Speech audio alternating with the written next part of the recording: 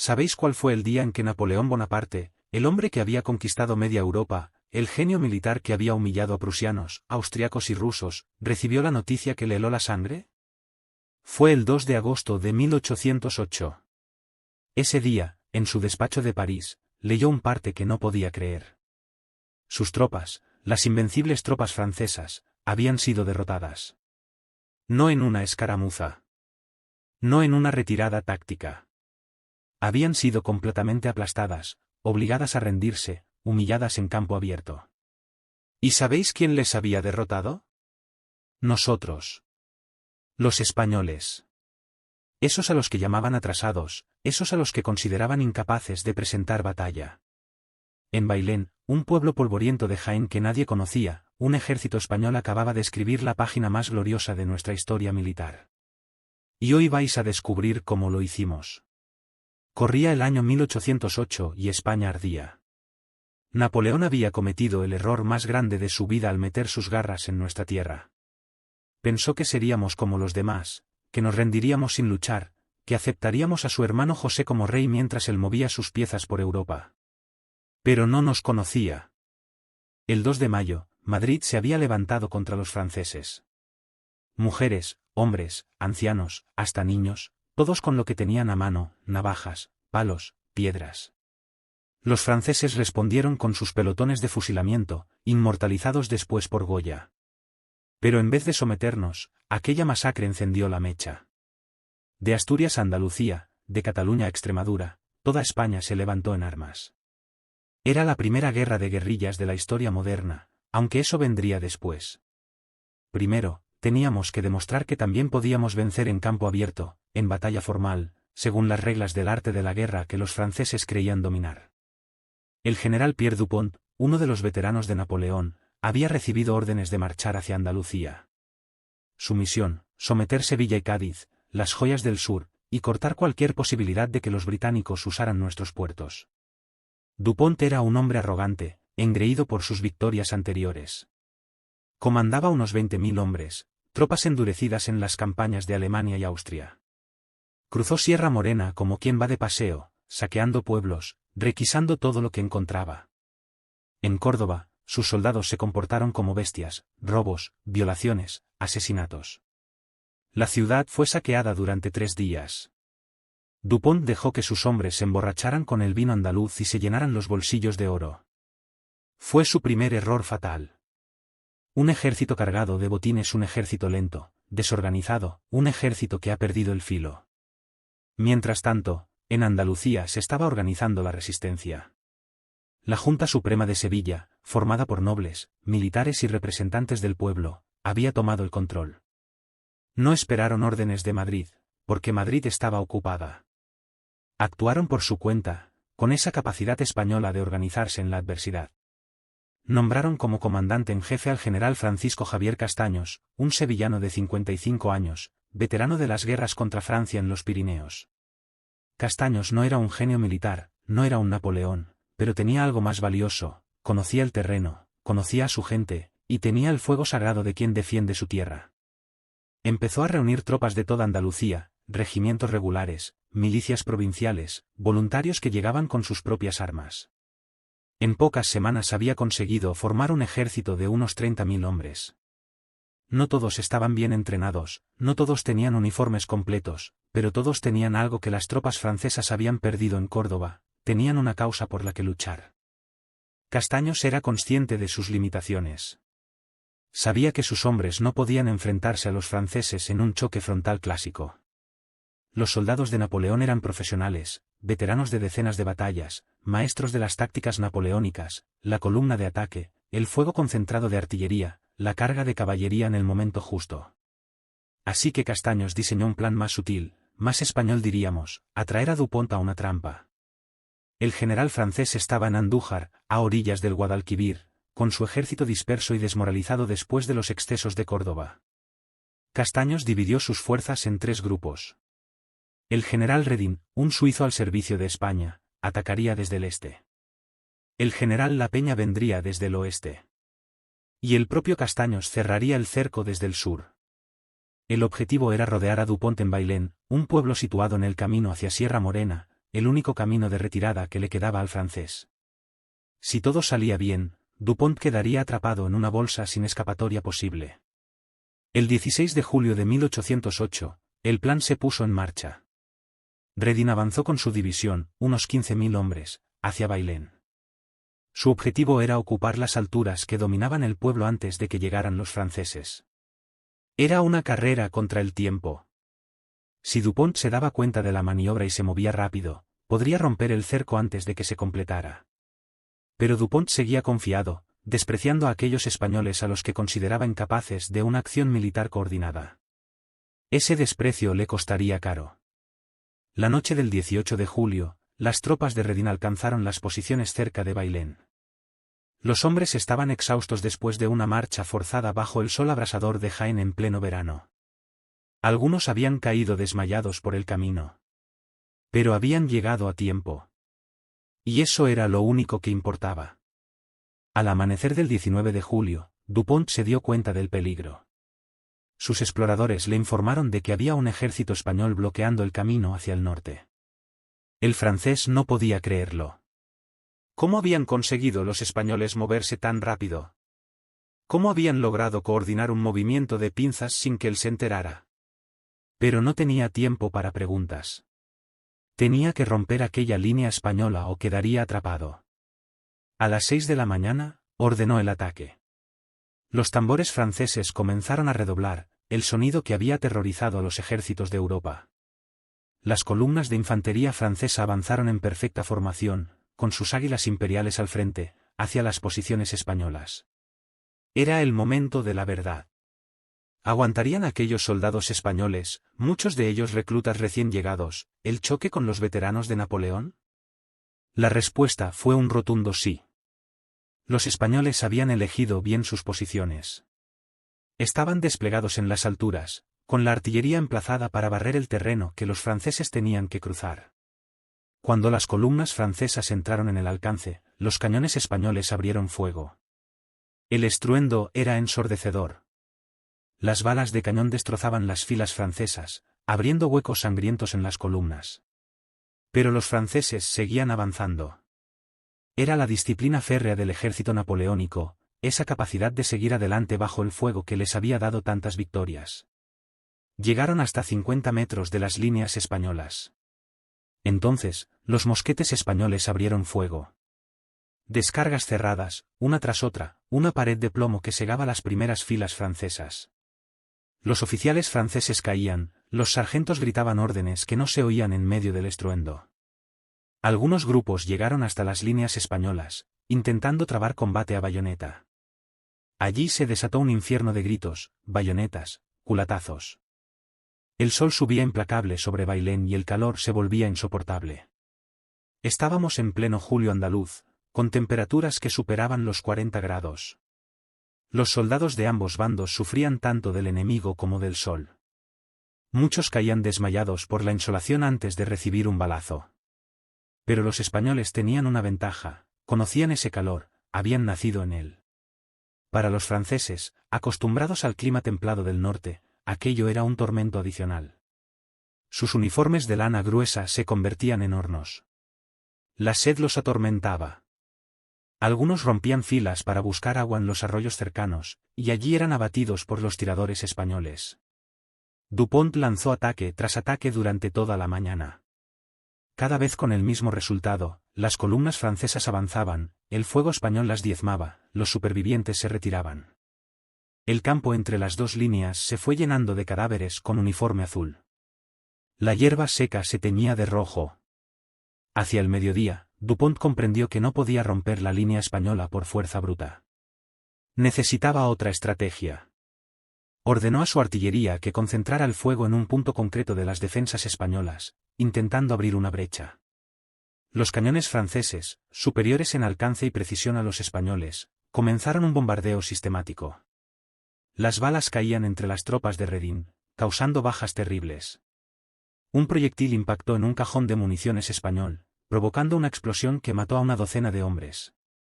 Otro destrozó una pieza de artillería española, enviando astillas de madera y metal en todas direcciones. La moral española comenzó a flaquear.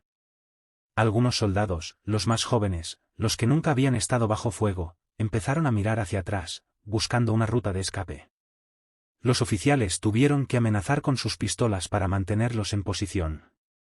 El propio Reding recorría las líneas a caballo, exponiéndose al fuego enemigo, gritando palabras de ánimo, por España. Por Fernando. Aquí se quedan los hombres. Pero entonces ocurrió algo que cambió el curso de la batalla. Por el camino del oeste apareció una nube de polvo. Al principio, nadie sabía qué era. ¿Refuerzos franceses? Si era así, los españoles estaban perdidos. Pero cuando la nube se acercó, se vieron las banderas rojas y amarillas. Era la Peña con su división, cumpliendo al pie de la letra el plan de Castaños. Unos 8000 hombres frescos que llegaban para cerrar la trampa. Dupont lo vio y comprendió que estaba acabado. Ahora no solo no podía romper el cerco, sino que el cerco se estrechaba. Estaba rodeado por todas partes excepto por el sur, y por el sur estaba Castaños con el grueso del ejército español. Era una ratonera perfecta. El general francés reunió a sus oficiales para un consejo de guerra. Las opiniones estaban divididas. Algunos querían intentar un último ataque desesperado para abrirse paso. Otros proponían retirarse hacia Andújar y reorganizarse. Pero Dupont sabía la verdad, no había salida posible. Sus hombres estaban exhaustos, desmoralizados, diezmados. Muchos estaban heridos. El agua escaseaba. Las municiones se agotaban. La tarde del 19 de julio fue una agonía para los franceses. Seguían recibiendo fuego desde 3 direcciones. Cada intento de movimiento era castigado inmediatamente. Los soldados franceses se tumbaban en el suelo, buscando cualquier ondulación del terreno que les ofreciera protección. Los heridos gemían pidiendo agua que nadie podía darles. Los caballos, enloquecidos por el calor y el ruido, corrían sin control. Algunos oficiales franceses empezaron a hablar de rendición, una palabra que nunca antes había sido pronunciada en un ejército napoleónico. Dupont resistía a la idea con todas sus fuerzas. Un general del emperador, ¿rendir su espada a aquellos españoles? Era impensable. Sería la humillación más grande de su carrera, posiblemente el fin de su vida militar. Pero, ¿qué alternativa tenía? ¿Dejar que su ejército fuera masacrado hasta el último hombre? Al caer la noche, las armas se silenciaron. Ambos bandos estaban exhaustos. Los españoles habían resistido, pero también habían sufrido. Cientos de muertos y heridos cubrían sus posiciones. La noche del 19 al 20 de julio fue tensa en ambos campamentos. En el lado español, los soldados dormitaban con el mosquete al lado, sabiendo que el francés podría intentar un ataque nocturno. Los oficiales discutían la situación. Algunos querían lanzar un asalto final al amanecer, terminar el trabajo. Otros, más prudentes, preferían esperar, mantener el cerco y dejar que el hambre, la sed y el sol hicieran el trabajo por ellos. Reding, que había llevado el peso de la batalla ese día, estaba herido levemente pero seguía al mando. En el campamento francés, la situación era desesperada. Los soldados habían agotado su agua. Algunos bebían de los charcos sucios, arriesgándose a enfermar. Las municiones escaseaban peligrosamente. Dupont reunió de nuevo a sus oficiales. Esta vez, la discusión fue más cruda. El general Bedel, que comandaba una división que estaba separada del grueso del ejército, envió un mensaje diciendo que intentaría unirse a ellos, pero todos sabían que era imposible. Los españoles controlaban todos los caminos. Al amanecer del 20 de julio, Dupont tomó la decisión más difícil de su vida. Izó bandera blanca. Un oficial francés cabalgó hacia las líneas españolas con un pañuelo blanco atado a su sable. Traía una propuesta de Dupont, quería negociar una rendición honorable. Cuando la noticia llegó a Reding, el suizo no daba crédito. ¿Los franceses querían rendirse? ¿De verdad? Envió la noticia a Castaños, que llegó cabalgando desde su posición. Los dos generales españoles se miraron sin poder creérselo. Habían derrotado a un ejército napoleónico. Habían logrado lo que nadie había conseguido hasta entonces. Pero no era momento de celebraciones prematuras. Había que negociar los términos de la rendición y hacerlo bien. Castaños era consciente de que aquello podía ser una trampa, un engaño para ganar tiempo. Envió a sus propios parlamentarios para establecer las condiciones. El mensaje era claro: rendición incondicional o destrucción total. No había término medio. Las negociaciones duraron todo el día. Dupont intentaba conseguir las mejores condiciones posibles para sus hombres. Pedía que se les permitiera conservar sus armas y sus banderas, que se les garantizara el regreso a Francia. Castaños se mostró inflexible en algunos puntos pero generoso en otros. Las tropas francesas debían entregar todas sus armas y banderas. Los oficiales podrían conservar sus espadas como símbolo de honor militar. Todos los prisioneros serían repatriados a Francia en barcos desde los puertos andaluces. No serían maltratados ni exhibidos como trofeo. Era una rendición honorable según los códigos de guerra de la época, pero era una rendición al fin y al cabo. Dupont firmó el documento con mano temblorosa. Sabía lo que le esperaba cuando Napoleón se enterara. El emperador no perdonaba la derrota, mucho menos la rendición. Su carrera estaba acabada, y tenía suerte si conservaba la vida. El 21 de julio de 1808 quedará marcado para siempre en la historia militar de España. Ese día, bajo el sol abrasador de Bailén, casi 20.000 soldados franceses desfilaron entre las líneas españolas para entregar sus armas. Imaginad la escena: aquellos soldados que habían conquistado Europa, que habían plantado las águilas imperiales en Viena, Berlín, Varsovia, ahora marchaban cabizbajos, cubiertos de polvo y sangre, derrotados por un ejército que su emperador había despreciado. Los soldados españoles contemplaban la escena en silencio, con una mezcla de orgullo, incredulidad y también respeto. Porque al fin y al cabo, aquellos eran soldados profesionales que habían luchado con valor. Las banderas francesas fueron apiladas cuidadosamente. Castaños las guardó como trofeos para enviarlas a la Junta Central. Después irían a Sevilla, donde serían exhibidas en la catedral como testimonio de la victoria. Las armas fueron recogidas en grandes montones: mosquetes, bayonetas, sables, pistolas. Los cañones franceses, magníficas piezas de artillería que habían aterrorizado a media Europa, ahora pertenecían al ejército español. La noticia de Bailén corrió por España como un reguero de pólvora. En cada pueblo, en cada ciudad, la gente salía a las calles gritando de alegría. Los franceses habían sido derrotados. ¿España podía vencer al gran Napoleón? Aquella victoria tuvo un efecto psicológico incalculable. Hasta entonces, muchos españoles pensaban que la resistencia era inútil, que los franceses eran invencibles, que lo único que se podía hacer era aceptar la situación y esperar a que las cosas mejoraran. Bailén demostró que estaban equivocados. Si un ejército español, formado a toda prisa con soldados de diversa calidad, había podido derrotar a los veteranos de Napoleón en campo abierto, entonces todo era posible. La Guerra de la Independencia, que hasta entonces había sido una serie de levantamientos locales más o menos organizados, se convirtió en una lucha nacional con un objetivo claro: expulsar al invasor. En Madrid, los colaboracionistas que habían aceptado al rey José Bonaparte empezaron a dudar. Algunos comenzaron a distanciarse discretamente del régimen francés. José Bonaparte, llamado despectivamente Pepe Botella por los madrileños, vio cómo su autoridad se evaporaba. El 1 de agosto, apenas 10 días después de Bailén, el rey intruso abandonaba Madrid con toda su corte y se retiraba hacia el norte, más allá del Ebro, buscando la protección de los ejércitos franceses que todavía controlaban el norte de España. La noticia llegó también a Londres, y el gobierno británico la recibió con euforia. Hasta entonces, Gran Bretaña había estado sola en su guerra contra Napoleón. Todas las potencias europeas habían sido derrotadas o habían hecho las paces con Francia. España demostraba que Napoleón no era invencible, que sus ejércitos podían ser derrotados. El gobierno británico inmediatamente decidió apoyar la resistencia española. Envió armas, dinero, uniformes. Y lo más importante, envió un ejército bajo el mando de Arthur Wellesley, que después sería duque de Wellington. Aquel ejército británico desembarcaría en Portugal y, junto con las tropas españolas y portuguesas, comenzaría la guerra peninsular que duraría 6 años y que sería el principio del fin para Napoleón. Bailén no solo cambió el curso de la guerra en España. Cambió el curso de la historia europea. Fue la primera grieta en el imperio napoleónico, la primera señal de que el emperador francés era vulnerable. Las demás naciones europeas tomaron nota.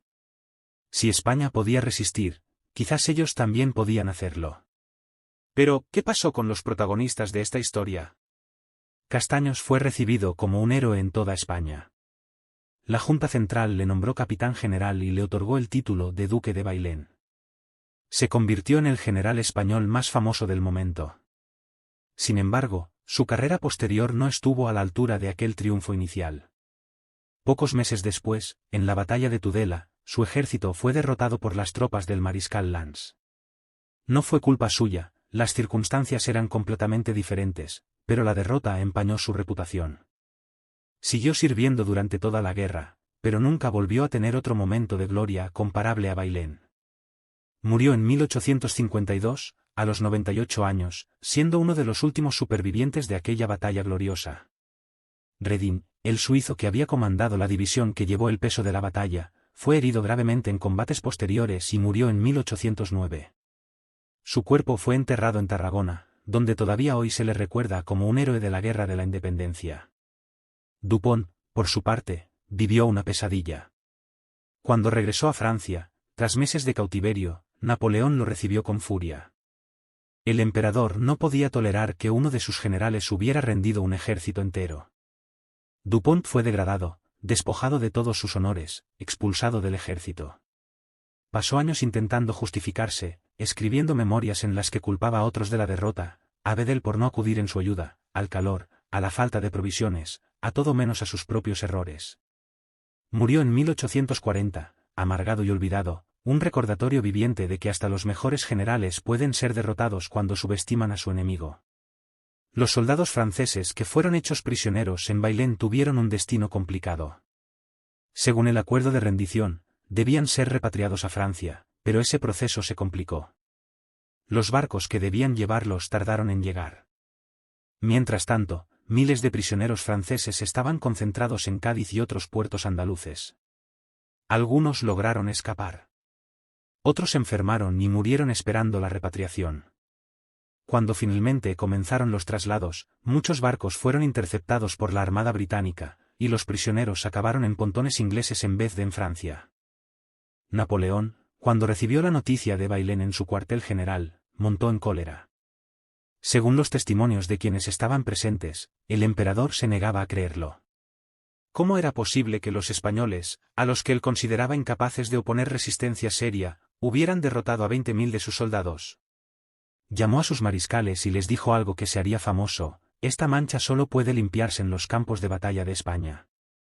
Napoleón comprendió que tenía que intervenir personalmente si quería someter la península ibérica. En otoño de 1808, reunió un ejército de 250.000 hombres, la Grande Armée, con muchos de sus mejores mariscales, Soult, Ney, Mortier, Victor. Y él mismo cruzó los Pirineos en noviembre de 1808 para dirigir personalmente la campaña. Fue como un tsunami que arrasó el norte de España. Los ejércitos españoles, envalentonados por Bailén pero todavía mal organizados y peor equipados, fueron barridos uno tras otro.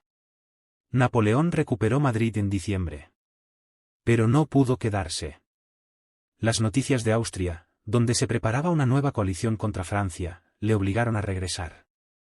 Dejó a sus mariscales la tarea de pacificar España, una tarea que nunca conseguirían completar. La Guerra de la Independencia duraría hasta 1814, 6 años de lucha encarnizada. Los españoles desarrollaron la guerra de guerrillas hasta convertirla en un arte. Pequeños grupos de combatientes, conocedores del terreno, atacaban las columnas francesas, cortaban las comunicaciones, hacían imposible el control francés del territorio. Los franceses controlaban las ciudades, pero el campo pertenecía a los guerrilleros. Figuras legendarias surgieron de aquella guerra: el empecinado, Espoz y Mina, el cura Merino.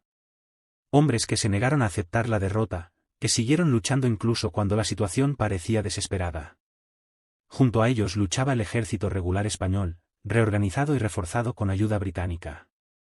Y el ejército británico de Wellington, que desde Portugal iba ganando terreno año tras año. La guerra española desgastó terriblemente a Francia. Napoleón tenía que mantener 300.000 hombres en la península ibérica, tropas que le hicieron falta desesperadamente cuando invadió Rusia en 1812. España fue, en palabras del propio Napoleón, la úlcera que me mató. Pero volvamos a Bailén, porque aquella victoria merece que entendamos bien su significado. No fue un golpe de suerte, aunque la suerte jugó su papel. Fue el resultado de varios factores que se combinaron perfectamente. Primero, el plan de Castaños era bueno. No intentó vencer a los franceses en su propio juego, en una batalla napoleónica clásica de choque frontal. En vez de eso, usó el terreno, la movilidad, el cerco, la paciencia. Segundo, los mandos españoles, especialmente Redín, supieron mantener la disciplina y la moral de sus tropas en los momentos más duros. Cuando las columnas francesas cargaban bajo el sol abrasador, cuando los cañones franceses castigaban las líneas españolas, los oficiales consiguieron que sus hombres no rompieran filas. Tercero, los soldados españoles pelearon con un valor extraordinario. Muchos de ellos eran reclutas recientes, campesinos que hacía pocas semanas que habían dejado el arado para empuñar el mosquete. Pero tenían algo que los franceses habían perdido, sabían por qué luchaban. Defendían su tierra, sus familias, su libertad. Esa motivación marcó la diferencia. Cuarto, Dupont cometió errores graves. Permitió que sus tropas se desorganizaran en Córdoba, cargándose con un botín que las hizo lentas y vulnerables. Subestimó a los españoles, pensando que podría abrirse paso fácilmente. No aseguró sus líneas de comunicación ni de suministro. Cuando se dio cuenta de la trampa, ya era demasiado tarde. Y quinto, el factor que nadie podía controlar, el calor. Aquel julio andaluz, con temperaturas que superaban los 40 grados, fue un aliado crucial de los españoles. Los soldados franceses, con sus uniformes de lana pesada, diseñados para el clima del norte de Europa, sufrieron horriblemente. Muchos murieron o quedaron incapacitados por insolación antes de recibir un disparo. Los españoles, acostumbrados a ese calor, lo soportaban mejor. No era una ventaja decisiva por sí sola, pero sumada a todo lo demás, inclinó la balanza. Todos estos factores convergieron en Bailén para producir el resultado que cambió la historia, la primera derrota de Napoleón. Ahora bien, sería injusto no mencionar también los problemas que siguieron a Bailén. Porque la victoria, por gloriosa que fuera, no resolvió mágicamente todos los problemas de España. El ejército español seguía siendo inferior en organización, entrenamiento y equipo al ejército francés. La victoria de Bailén fue posible por circunstancias específicas que no se repetirían fácilmente. Cuando Napoleón llegó personalmente con la Grande Armée, los ejércitos españoles fueron derrotados una y otra vez. La Junta Central que gobernaba España en ausencia del rey legítimo, Fernando VII, que estaba prisionero en Francia, resultó ser ineficaz y dividida. Las distintas juntas regionales competían entre sí por el poder y los recursos. Los generales españoles, llenos de orgullo después de Bailén, se peleaban por el mando y la gloria. Había celos, rivalidades, intrigas. Todo esto debilitaba el esfuerzo de guerra. El pueblo español pagó un precio terrible. Los franceses, furiosos por la resistencia, respondieron con brutalidad creciente. Pueblos enteros fueron arrasados. Los fusilamientos se multiplicaron. La guerra se convirtió en algo salvaje, sin cuartel. Pero nada de esto quita mérito a Bailén. Aquella victoria fue real, fue limpia, fue indiscutible. Por primera vez en años, un ejército napoleónico había sido obligado a rendir sus armas en campo abierto. Y fue un ejército español el que lo consiguió. Eso significaba que España no estaba acabada, que la nación española seguía viva y luchando. Bailén se convirtió en un símbolo, en un grito de guerra, en una prueba de que la resistencia tenía sentido. Cuando los guerrilleros emboscaban una columna francesa en las montañas de Navarra o cuando las tropas españolas resistían un asedio en Gerona, se acordaban de Bailén.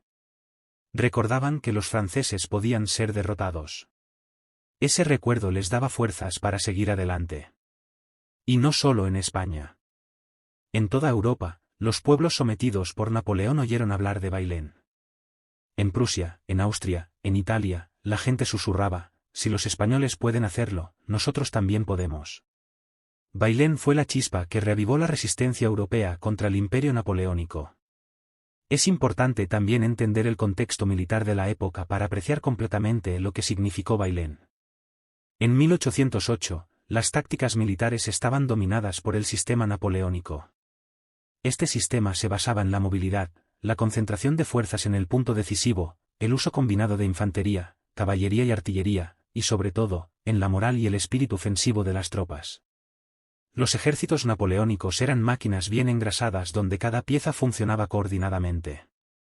La infantería avanzaba en columnas compactas que podían maniobrar rápidamente.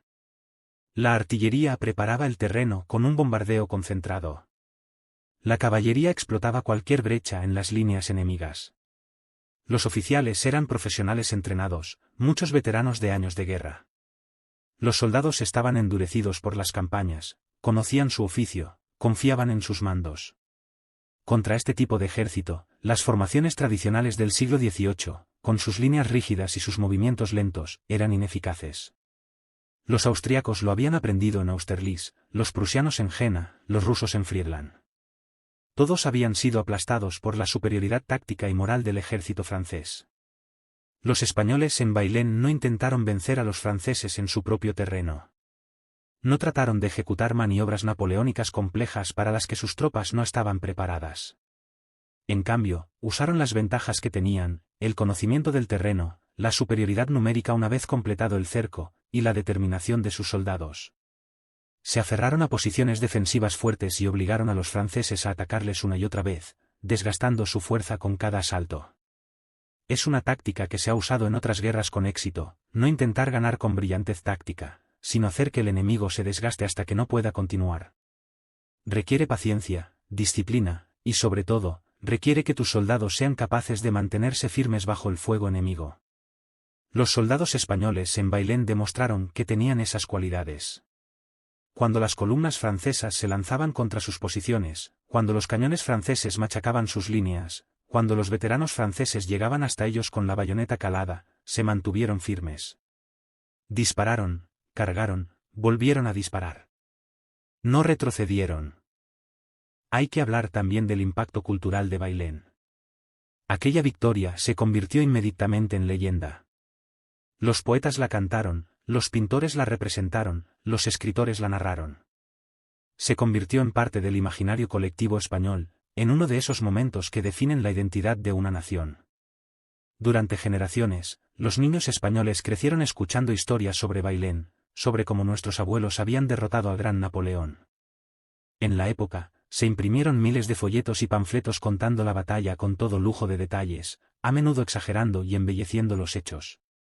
Se convirtió en propaganda patriótica, en un instrumento para mantener alta la moral durante los duros años de guerra que seguirían. La Iglesia Católica, que jugaba un papel central en la sociedad española de la época, presentó la victoria como un milagro divino, como una prueba de que Dios estaba del lado de España contra el impío Napoleón. Se celebraron tedeums, procesiones, misas de acción de gracias. Las banderas capturadas en Bailén fueron colgadas en las catedrales como esbotos. Todo esto creó una narrativa poderosa: España, la nación católica por excelencia, defendiendo no solo su territorio sino también la fe contra el revolucionario francés. Esta narrativa tenía sus problemas. Simplificaba en exceso una realidad que era mucho más compleja. No todos los españoles apoyaban la guerra contra Francia. Había miles de afrancesados, españoles ilustrados que pensaban que las reformas que traía José Bonaparte eran necesarias para modernizar el país. No todos los combatientes españoles eran motivados por la fe católica, muchos luchaban por razones más mundanas como la defensa de su tierra o el odio al invasor.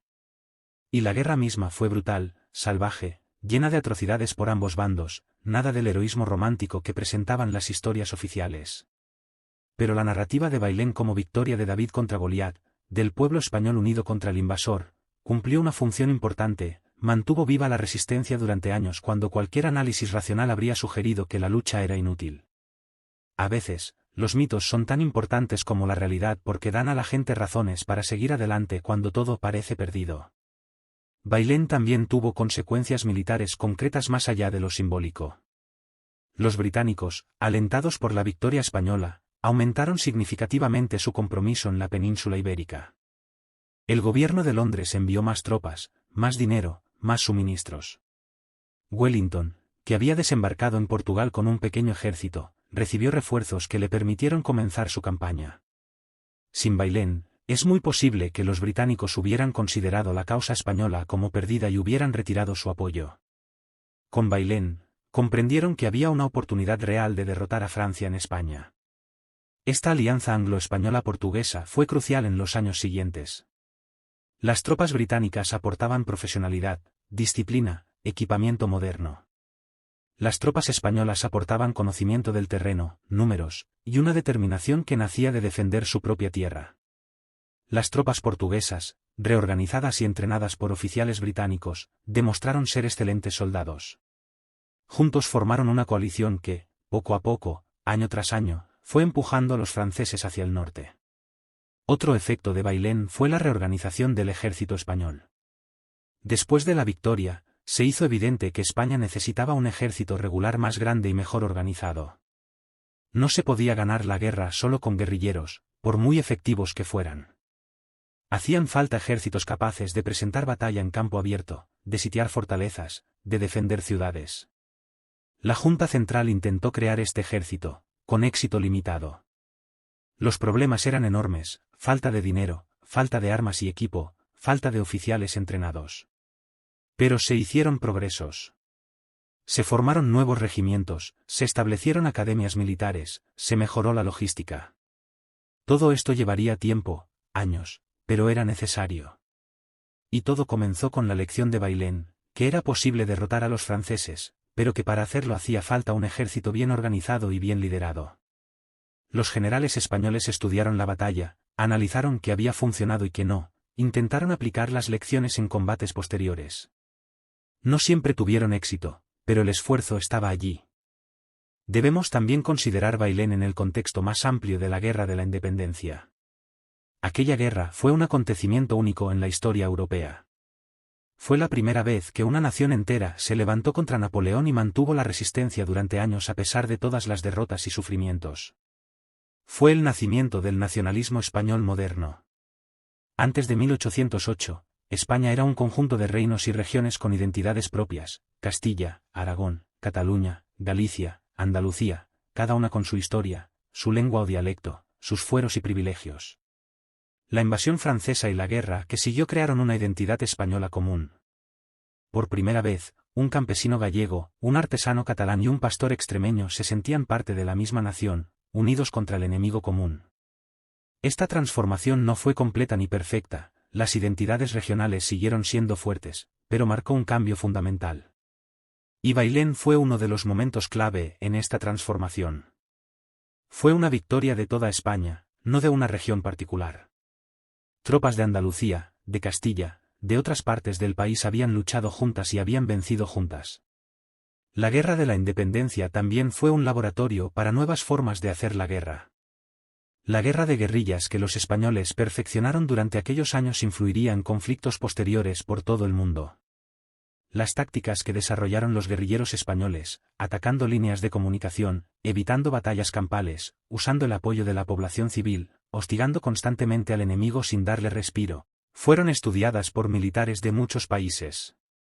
En el siglo XIX y XX, movimientos de liberación nacional en América Latina, en Europa, en Asia, usarían tácticas similares. El propio término guerrilla, diminutivo español de guerra, pasó a ser usado en todos los idiomas para describir este tipo de conflicto. Así que la Guerra de la Independencia española no fue solo importante para España, sino que tuvo un impacto en la historia militar mundial. Y aunque Bailén fue una batalla convencional, no una acción de guerrillas, fue parte del mismo fenómeno, la resistencia de un pueblo que se negaba a ser conquistado. Pero no podemos romantizar demasiado. La Guerra de la Independencia fue terrible para España. El país quedó devastado. Ciudades enteras fueron destruidas. El campo fue saqueado una y otra vez por ambos ejércitos. La población civil sufrió horriblemente. Se estima que murieron entre 300.000 y 500.000 españoles durante la guerra, entre combatientes y civiles. Pueblos enteros desaparecieron. La economía quedó arruinada. El tesoro artístico de España sufrió pérdidas incalculables, con innumerables obras de arte robadas o destruidas.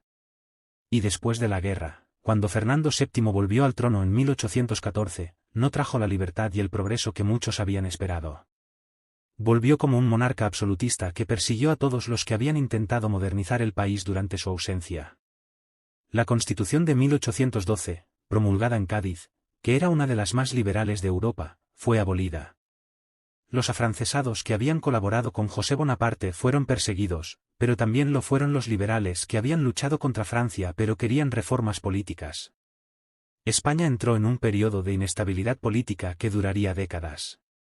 ¿Mereció la pena todo ese sufrimiento? Es una pregunta difícil. Si lo que se quería era simplemente expulsar a los franceses, quizás se podría haber negociado una solución menos costosa. Pero la Guerra de la Independencia fue más que eso. Fue una afirmación de la soberanía nacional, una negativa a aceptar que el destino de España lo decidiera un emperador extranjero. Fue el momento en que España dijo: somos una nación, tenemos derecho a decidir nuestro propio futuro, y nadie nos lo va a arrebatar. Este principio, el de la autodeterminación nacional, se convertiría en una de las fuerzas políticas más poderosas de los siglos XIX y XX. España lo defendió en 1808 con sangre y fuego. Bailén fue el primer gran triunfo de esa lucha. Por eso sigue siendo recordado 200 años después. No solo como una victoria militar, sino como un símbolo de resistencia, de orgullo nacional, de negativa a rendirse ante las circunstancias más adversas. Estos valores trascienden la batalla específica y siguen resonando hoy. Y ahora, después de este recorrido por la batalla de Bailén y su contexto, es el momento de hacer balance. ¿Qué podemos aprender hoy de aquellos acontecimientos de hace más de 2 siglos? Primero, que nunca se debe subestimar al enemigo, por débil que parezca. Napoleón y sus generales cometieron ese error con España y lo pagaron caro. Segundo, que la motivación y la moral son factores tan importantes como el equipo y el entrenamiento. Los soldados españoles en Bailén no eran superiores a los franceses en técnica militar, pero tenían algo más poderoso: sabían por qué luchaban. Tercero, que una buena estrategia puede compensar la inferioridad táctica. Castaños no intentó vencer a los franceses en su propio juego, diseñó un plan que aprovechaba sus ventajas y minimizaba sus debilidades. Cuarto, que el liderazgo importa. Oficiales como Redín, que mantuvieron la disciplina y la moral en los momentos más duros, marcaron la diferencia entre la victoria y la derrota. Y quinto, que las victorias se construyen sobre muchos pequeños factores: el terreno, el clima, la logística, la información, la coordinación. Bailén fue el resultado de que muchas cosas salieran bien para los españoles y mal para los franceses. Pero hay también lecciones más amplias sobre la guerra y la historia. Bailén nos recuerda que la historia no está predeterminada. En julio de 1808, parecía inevitable que Francia conquistaría España, igual que había conquistado el resto de Europa. Napoleón parecía invencible. Pero un grupo de españoles decidió que no aceptarían esa inevitabilidad, y lucharon, y contra todo pronóstico, vencieron. Esa victoria cambió el curso de la historia. Si Bailén no hubiera ocurrido, si Dupont hubiera conseguido romper el cerco, si los españoles hubieran perdido la batalla, ¿qué habría pasado? Quizás la resistencia española se habría desmoronado. Quizás José Bonaparte habría consolidado su reinado. Quizás la guerra peninsular nunca habría ocurrido. Quizás Napoleón no habría tenido que mantener cientos de miles de soldados en España cuando invadió Rusia. Quizás la historia de Europa habría sido completamente diferente. Todo porque unos miles de españoles se mantuvieron firmes bajo el sol de Jaén aquel julio de 1808. Esto nos enseña que las acciones individuales y colectivas importan, que la historia la hacemos nosotros con nuestras decisiones y nuestros actos de valentía o cobardía. También Bailén nos enseña sobre el coste de la guerra. La victoria fue gloriosa, sí, pero se pagó con sangre. Miles de hombres murieron en aquellos días de julio, españoles y franceses. Jóvenes que nunca volverían a sus casas, que nunca verían crecer a sus hijos, que quedaron olvidados en fosas comunes. La guerra que siguió costaría cientos de miles de vidas más. Es fácil, 200 años después, hablar de gloria y honor, pero para quienes la vivieron fue dolor, miedo, pérdida. Los veteranos de Bailén, los que sobrevivieron, llevaron las cicatrices el resto de sus vidas, físicas y mentales. Muchos quedaron mutilados, otros quedaron traumatizados. Volvieron a un país arruinado donde la vida era dura y el futuro incierto. Su sacrificio merece ser recordado, no solo como héroes de mármol en monumentos, sino como seres humanos que sufrieron por algo que consideraban más importante que ellos mismos. Sea cual sea nuestra opinión sobre aquella guerra, sobre si mereció la pena o no, debemos al menos honrar su memoria siendo conscientes del precio real que se pagó. Hoy, Bailén es un pueblo tranquilo de unos 18.000 habitantes. Tiene un museo dedicado a la batalla, con uniformes, armas, banderas de la época. Cada 19 de julio se celebra un acto conmemorativo en el que se recuerda la victoria. Hay monumentos, placas, nombres de calles que mantienen viva la memoria. Pero para la mayoría de los españoles, incluidos muchos de nuestro país, Bailén es solo un nombre en los libros de historia, una fecha que quizás tuvieron que memorizar en el colegio y luego olvidaron. Y eso es una pena, porque Bailén es parte de nuestra historia, de quienes somos como nación. No hace falta ser un patriota exaltado para apreciar la importancia de aquel acontecimiento. Simplemente hay que entender que fue un momento en que nuestros antepasados, gente normal como nosotros, se enfrentó a una situación extraordinaria y estuvo a la altura. Demostraron valor, resistencia, inteligencia. Lograron algo que nadie esperaba. Y al hacerlo, cambiaron la historia. Esa es la historia que hemos contado hoy. La historia de cómo un ejército español derrotó por primera vez al gran Napoleón, en un pueblo de Jaén, hace 216 años. La historia de Bailén.